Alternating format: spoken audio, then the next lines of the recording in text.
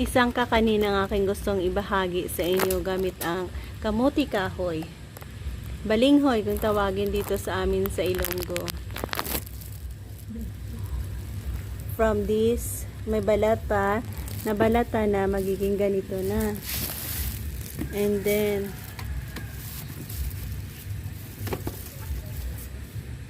hugasan sa bawat shredded natin dito, hugasan na lang natin. Yan ang easy na paraan para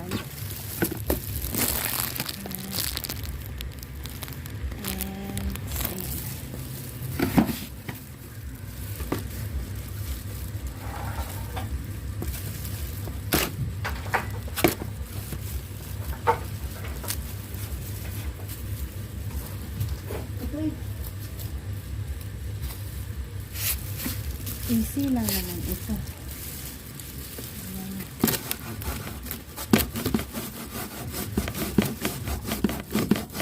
Ang lalaki.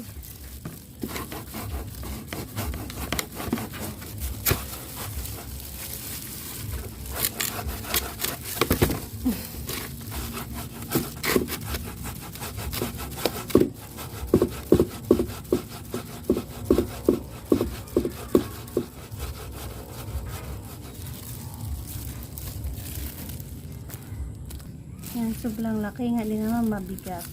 Tiin muna natin.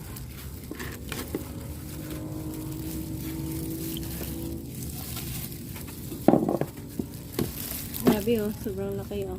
Sobrang haba. Yan, marami na akong na gadgad. So, i-update ko mamaya once na matapos ko na lahat. Next process na ating gagawin ay ang pagpiga.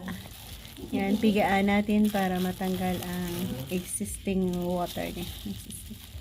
So, ilagay natin sa net. Pigaan ng maigi.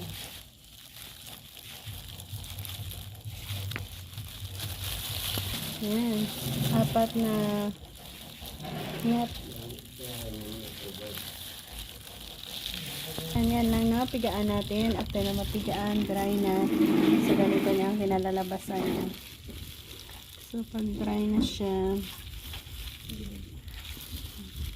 and then, transfer. Ayan, pagkatapos natin mapigaan, natin hanggang sa magiging powder.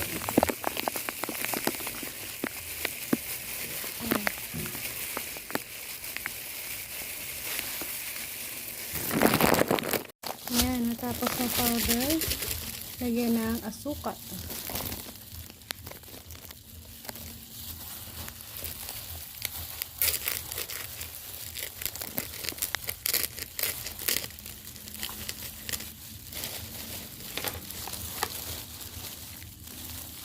Isang kilo.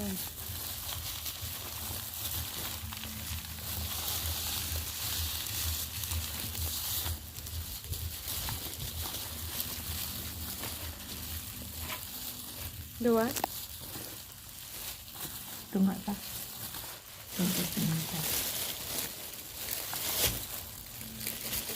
Isa kalahat.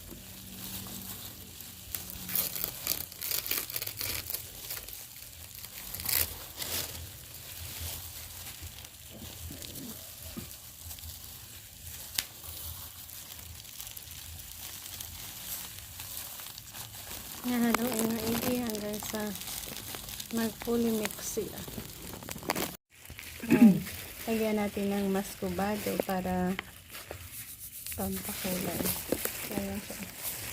Ay, chocolate powder. Meron ka na. Ang isip lang. Lusa ko yun.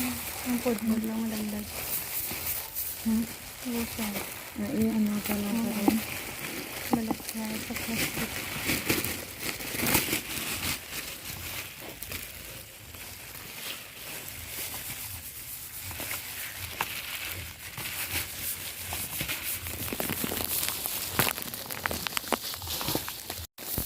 hanggang sa mag-mix and ready to balot na tayo.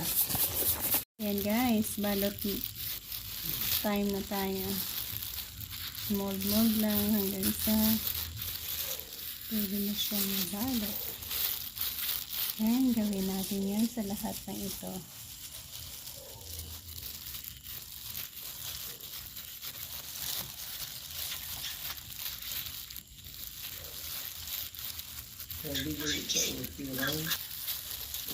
Dahil nga, dahil kami alas eh.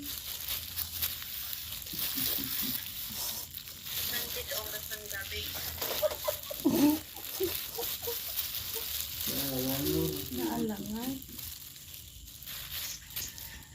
Oh, boy. Sige daw, bye. Okay. Ayan, dalawa Itabi. tabid.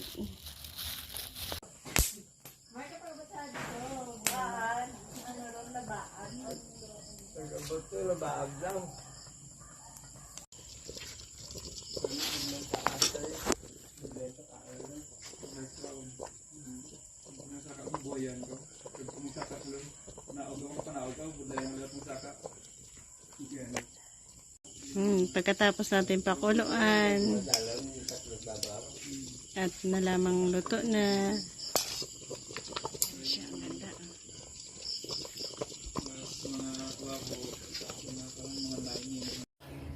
Ready na tayo para magkape. Isa sa masarap na kakanin ito. Yan, ganyan kasarap ang ating ginawa. Actually, nakatikim na ako kanina. Yung mainit-init. Ito ay, guys, so sarap. Perfect.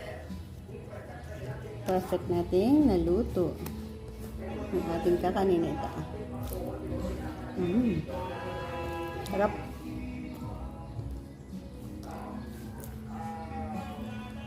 Amit.